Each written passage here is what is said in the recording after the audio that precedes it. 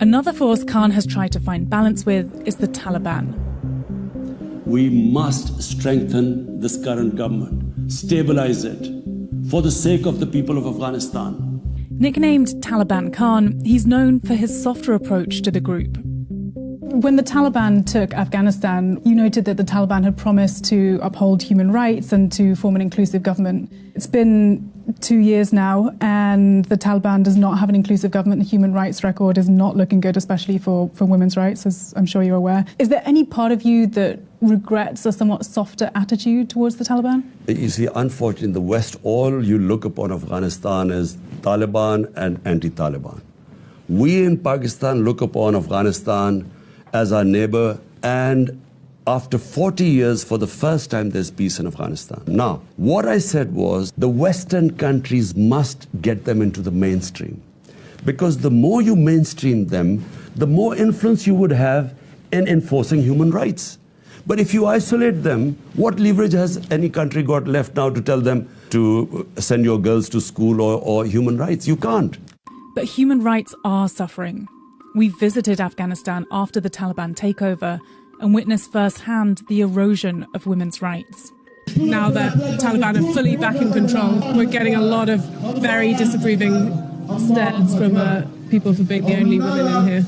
So what kind of guidelines are you giving people in terms of how they should be living here?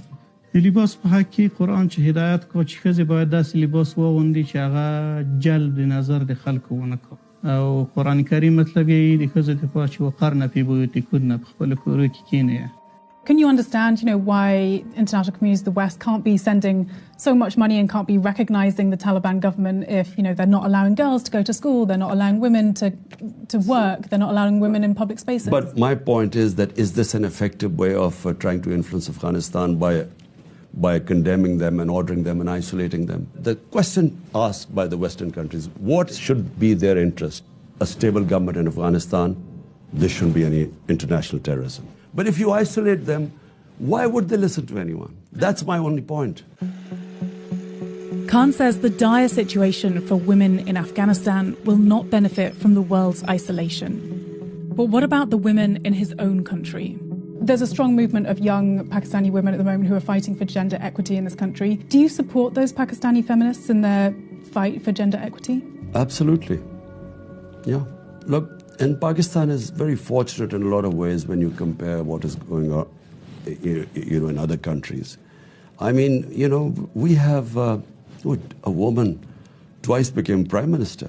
But you say that, women are in a good situation then in Pakistan, but why did you have so few of them in your top brass when you were in government? Well, it's a merit system. You had one of the worst records of female representation over the last few governments. Yeah, but look, you want a system of merit. In the US, you haven't had a woman prime minister, a president so far. The point is that you select a cabinet on merit, people who are going to deliver. If you do get back into power, will you work to improve that record? No, it's not a question. Look, when you come into power, your number one priority is to deliver to the people, give them governance. So to give them governance, you need the best people in the best ministries. And there aren't good women? So if they are, like Shireen Mazari, one of our most powerful ministers, you don't just fill in spaces just because of quotas, because in the end, the people are going to ask you, we expected you to deliver, what is your result? Khan doesn't just see himself as a champion of women's rights, but also as a staunch defender of Muslims around the world. A record that's also been called into question. I've covered human rights for a decade. The worst human rights atrocity that I've ever covered is the repression of Muslim Uyghurs in China. There is so much disappointment amongst the Uyghur community that leaders of Muslim countries, including yourself, have not spoken out to condemn these actions. Does it grate on you at all that you haven't been able to speak out? Look, Isabel, problem is there's Imran Khan as a human rights activist. I used to speak about everything, not just Muslims. Wherever there was discrimination and human rights abuse, I would speak up against it. When you become the prime minister, your number one priority becomes, in my case, 220 million people of Pakistan. When that is your number one priority, then you have to be very careful. You don't have the luxury to criticize. Poor countries do not have the luxury to criticize when they have a huge amount of vulnerable people. Rich countries, unfortunately, they too are selective. But China isn't the only country Khan refuses to criticize. He happened to be visiting Russian President Vladimir Putin the very day he invaded Ukraine. What was Putin like that day? You got a front row seat to war breaking out and him literally launching war that day. The morning, just before, an hour before my meeting, we found that they had invaded Ukraine. So I first thought he might cancel the meeting. Then I thought it would be a brief meeting. I didn't think I would be sitting there for 3 hours. Did you bring it up with him? And he gave the Russian point of view. Why didn't the West include Russia in NATO? Why is this alliance against Russia? And why at the doorstep? So he had his point of view. Of course, the West has their own point of view. My point is that, we as countries should stay neutral. We became part of the US war on terror. 80,000 Pakistanis were killed. Over $100 billion were lost to the economy. There were 400 drone attacks by the US on an ally in Pakistan. And what did we gain out of this? One lesson Pakistan has learned is stay out of other people's conflicts.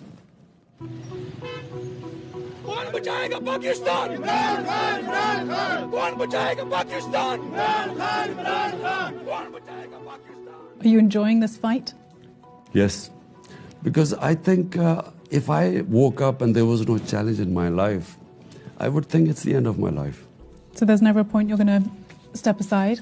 I don't know, because right now I see this huge challenge in front of me. So I'm just focused on that. What happens after that, I don't know. Get Pakistan out of this quagmire is going to be probably the most phenomenal thing that anyone could ever do.